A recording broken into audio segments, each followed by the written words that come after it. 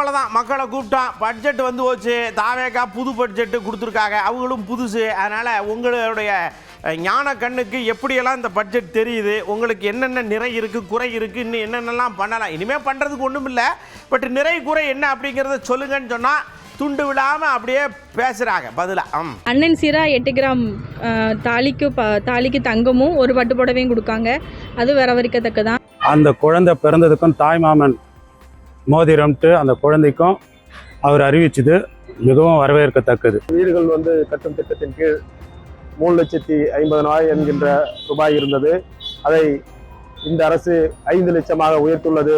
மூத்த குடிமக்களுக்காக தன்வால் முழுவதும் 1000 நடமாடும் முதியோர் சிகிச்சை மையங்கள் அமைச்சிருக்காங்க. இது வந்து ரொம்ப முக்கியமான ஒன்று. கருவுற்ற பெண்களுக்கு ஒதுக்கி இருக்கிறது, அவங்களுக்கு உணவு, இருப்பிடம், ஒரு நாளைக்கு முன்னதாகவே வந்து ட்ரீட்மெண்ட் எடுத்து அவங்களுக்கு தேவையான ஃபெசிலிட்டி எல்லாமே வந்து ஏற்றுக்கிற மாதிரி இருக்குது. இதில் ரொம்ப முக்கிய அம்சம் எதில் நம்ம பார்க்கணும், தாய்மாமன் சீர்திட்டம், அண்ணன் சீர்திட்டம், சேவை பெறும் உரிமை சட்டம் அமல்படுத்த வேண்டும் பல ஆண்டுகளாக கோரிக்கை விடுத்துட்டு இருக்கிறோம். இன்றைக்கு அறிவிப்பு வெளியிட்டிருக்கிறாங்க. வரவேற்கிற மாதிரி ஒன்றுமே கிடையாதுங்க. அது ஏற்கனவே எல்லாம் சொன்னது தான். சைக்கிள் ஏற்கனவே கொடுத்தது தான், லேப்டாப் கொடுத்தது தான். அவங்க ஆட்சிக்கு வர்றதுக்கு முன்னால் என்னென்ன வாக்குறுதிகள்லாம் கொடுத்துருந்தாங்களோ அந்த வாக்குறுதிகளில் ஒரு சிலரையாச்சும் நிறைவேற்றுவாங்க அப்படிங்கிற எதிர்பார்ப்பு பொதுமக்கள் மத்தியில் அதிகமாக இருந்துச்சு. மகளிர் உரிமை தொகை 2,500 ரூபா தரேன்னு சொன்னாங்க. இது வரைக்கும் அதற்கான ஏற்பாடு இல்லை. இளைஞர்களுக்கு சொன்னாங்க, ஆனால் இளைஞருக்கு 4,000 ரூபா கொடுத்தாங்கன்னா அதுவும் கிடையாது. 6 சிலிண்டர் அதுவும் இல்லை. விவசாயிக்கு கடன் தள்ளுபடி பண்ணார், அதுவும் இல்லை. மகளிருக்கு 2,500 சொன்னாங்க.